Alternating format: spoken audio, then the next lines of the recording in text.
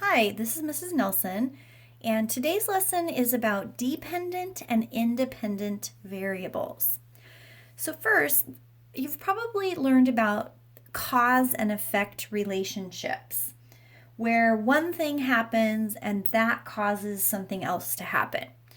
For example, and we learn about this a lot in ELA and literature because authors will often use cause and effect in their stories. But here's a real world example of cause and effect. If I touch my hand to a hot stove, that is going to cause me to cry out in pain because it's going to hurt really bad.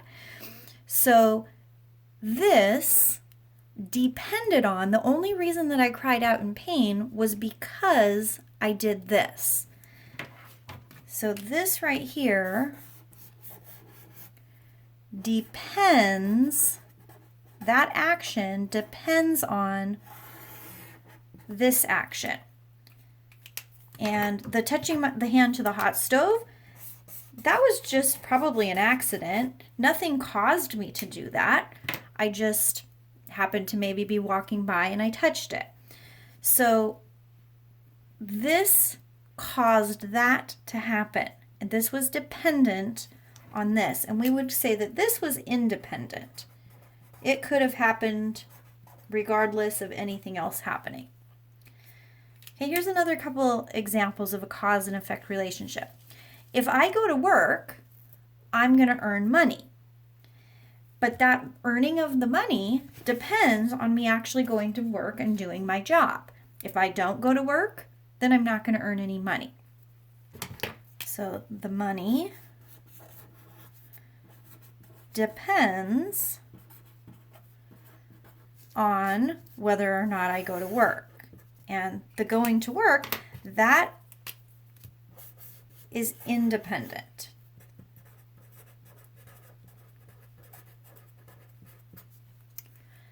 Okay, here's another example. If I go outside and go for a run, or if I run on my treadmill, I am going to burn calories. The cause of me running, the effect of me running is burning calories. Running causes me to burn calories. So this, again, depends on me running. Now, when we start getting into math, where we're talking about amounts of things, we can think about how the earning of money is dependent on going to work, but the more time I work, for example, the more hours that I work, the more money I'm going to earn. So the amount of money that I earn depends on the amount of hours that I spend working. Same thing with running. The amount of miles that I run is going to help me know how many calories I'm going to burn. So the number of calories that I burn depends on the number of miles that I run. So there's a relationship between those. So as we start to do this lesson, you're going to want to think about these sentences. Oops, let me show you a different paper that'll show up better. When the amount of one thing depends on the amount of something else, then we know that there's a relationship, and one of those things is dependent and one of them is independent. And you can see the word depends here. So this depends on that, meaning that this is dependent. And we would identify that as our dependent variable. And then this would be our independent variable. Another way of thinking about it is the more or less of one thing causes me to have more or less of the other thing. So, for example, if I have more or less hours that I'm working, then that's going to cause me, so let's say I work more hours, that's going to cause me to have more money. Or if I work less hours, it's going to cause me to have less money. So this is my dependent variable,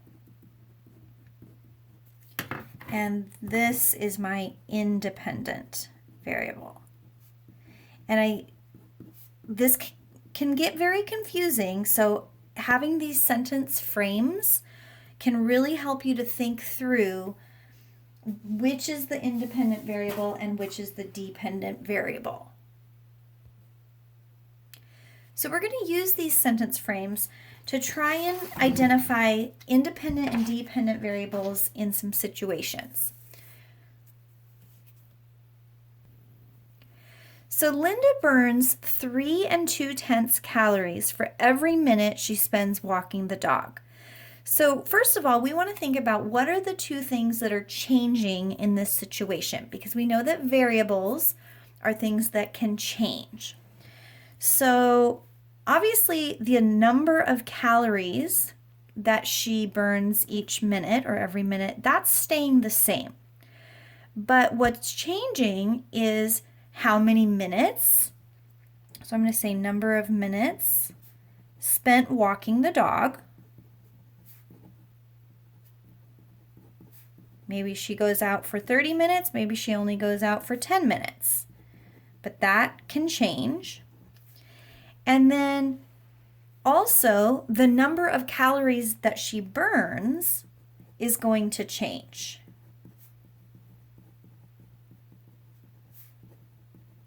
So we have to think about which one of these depends on the other one.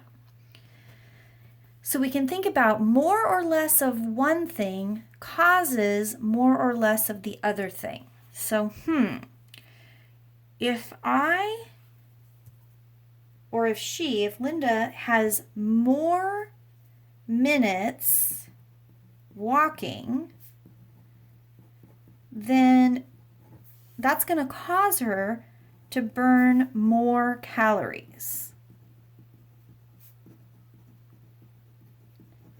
Or if we go back to this other sentence frame that I had, the first one, the amount of minutes that she spends walking the dog, or excuse me, I had that backwards. The amount of calories that she burns depends on the amount of time that she spends walking the dog, the amount of minutes. The sentence that we wrote up here is like this: more or less of the minutes walking causes more or less calories burned. So I can see that the more or less of the first thing is green. That is my independent variable, and that causes more or less of the calories burned. That is my dependent variable. Okay, so I just identified the two variables and I decided which was independent and which was dependent. Let's try this next one. Omar earns 2 points for each basket he makes in the basketball game. Okay, so that 2 points doesn't change. I know some of you basketball players are going to say, yes, it does. There's 3-pointers. That's true. We're just talking about the 2-pointers. So what is going to change is the number of baskets that he makes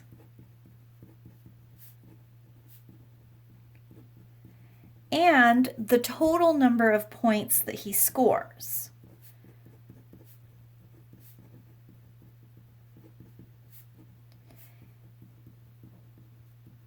If he makes more baskets, well, that's going to causes more total points.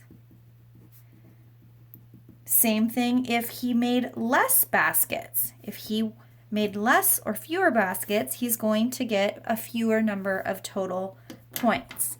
So the number of baskets is the independent variable, and the total points is the dependent variable. The total points depend, the number of total points that he makes depends on how many baskets he scores or how many baskets he makes. All right, here's the next one. When you go to the laundromat, you pay $1.50 for each load of laundry. Okay, so that price doesn't change, that $1.50 for each load. But some things that are changing are the number of loads that you do. So maybe you only needed to do 1 load of laundry. Maybe you had 5 loads of laundry you needed to do, but that could change. And then, of course, the total cost is going to change depending on how many loads you do. If you do only 1 load, you're only going to have to pay $1.50. If you do 2 loads, you're going to have to pay $3. If you do 3 loads, $4.50, and so on. So the more or less number of loads, that's going to cause you to have a higher or lower total cost. Or in other words, the total cost that you end up paying depends, dependent, that's the dependent variable because it depends on the number of loads of laundry that you do. Okay, another example. Every minute, 150 gallons of water get pumped through a fire hose. So we've got to think about what are some things that are changing here. Well, the amount of water that's getting pumped through in each minute doesn't change. But the total amount of water that gets pumped out, that could change. Total amount of water. And the number of minutes that it's being pumped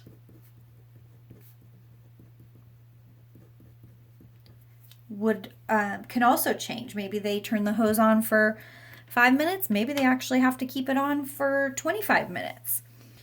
So we've got to think about which one of these depends on the other, or which one causes the other one to change. So let's think about that. Does more or less water cause them to have it open for more or less minutes, to have that fire hose turned on? That doesn't sound right. Let's try it the other way. Does more or less number of minutes that the hose is turned on cause there to be more or less water?